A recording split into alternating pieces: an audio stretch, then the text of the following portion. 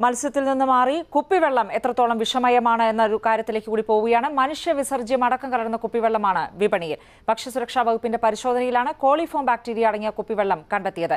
ഗുരുതര ആരോഗ്യ പ്രശ്നമുണ്ടാകുമെന്നതിനാൽ ഇവർക്കെതിരെ വകുപ്പ് നിയമ നടപടി തുടങ്ങിയിട്ടുണ്ട്. ശുദ്ധമെന്ന് കരുതി വാങ്ങിക്കുടിക്കുന്ന കുപ്പിവെള്ളം, അതിലാണ് മനുഷ്യവിസർജ്യത്തിലടക്കമുള്ള ബാക്ടീരിയകളെ കണ്ടെത്തിയത്. ഈക്കോളി ബാക്ടീരിയകളുടെ സാന്നിധ്യം കൂടുതൽ. മറ്റു രോഗാണുക്കളെയും കണ്ടെത്തി. ഈ വർഷം ആദ്യം മുതൽ കഴിഞ്ഞ മാസം വരെ നടത്തിയ പരിശോധനാ ഫലമാണ് പുറത്തുവന്നത്.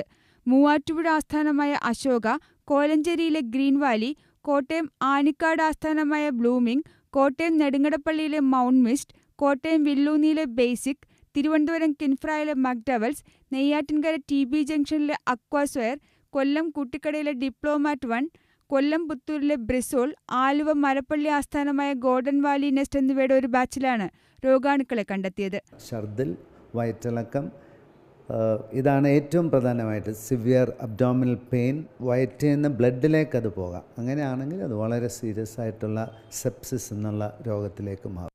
ഭക്ഷ്യസുരക്ഷാ അതോറിറ്റിയുടെ ലാബിലും റഫറൽ ലാബായ മൈസൂരിലെ ലാബിലും പരിശോധിച്ച ശേഷമാണ് റിപ്പോർട്ട് പുറത്തുവിട്ടത്.